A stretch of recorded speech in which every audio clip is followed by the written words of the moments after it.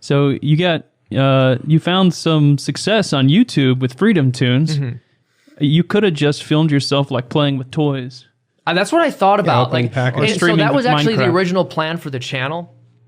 I was like, there's 3 directions I can go in with this. Like, I can either do a Minecraft channel, I can do Let's Plays, or I can like play with toys and do unboxings. Hey, Spider-Man. Yeah, Ben yeah. Shapiro Have, playing like, Ben Minecraft. Shapiro absolutely plays Minecraft.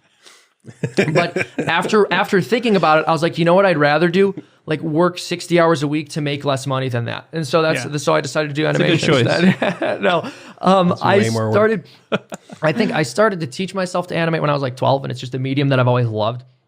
And when I graduated high school, I started like a little small business in animation production, and I was doing like trying to do little freelance gigs here and there, and landed a couple, but I realized that there was just this massively underserved conservative market, and I've always been a conservative person. I mentioned I sort of went from like more of a traditional neoconservative position to a libertarian position, and So you went from bomb Iran to don't bomb Iran to don't bomb Iran, but also don't do drugs. yes, That's exactly. the path.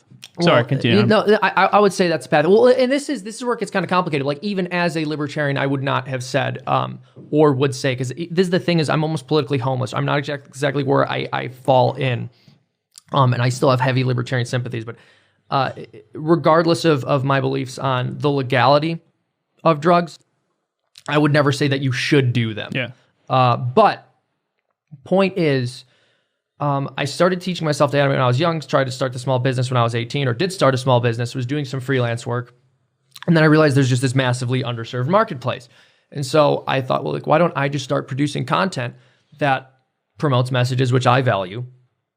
And I started doing that, and it started to spread, and I found some success early on, and the channel sort of steadily grew. And then once I got like out of just strictly educational stuff and more into like really zany satirical stuff, that's when it sort of took off. And early on, we had some zany satirical stuff, but I think the scripts were just way more like wordy and preachy at that time, which I think is very common for younger writers, especially when you're dealing with anything political. And then I think it was fun to do impressions of people, and I thought like maybe I'll do it every once in a while, but it's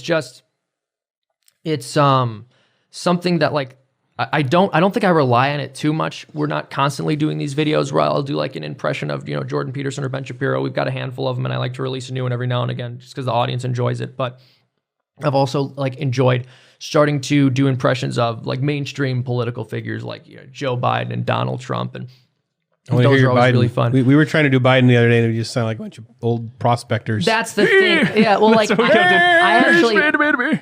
I don't know. But Biden is one of these guys where I don't know if I actually get his voice right with respect to the actual like tone of it.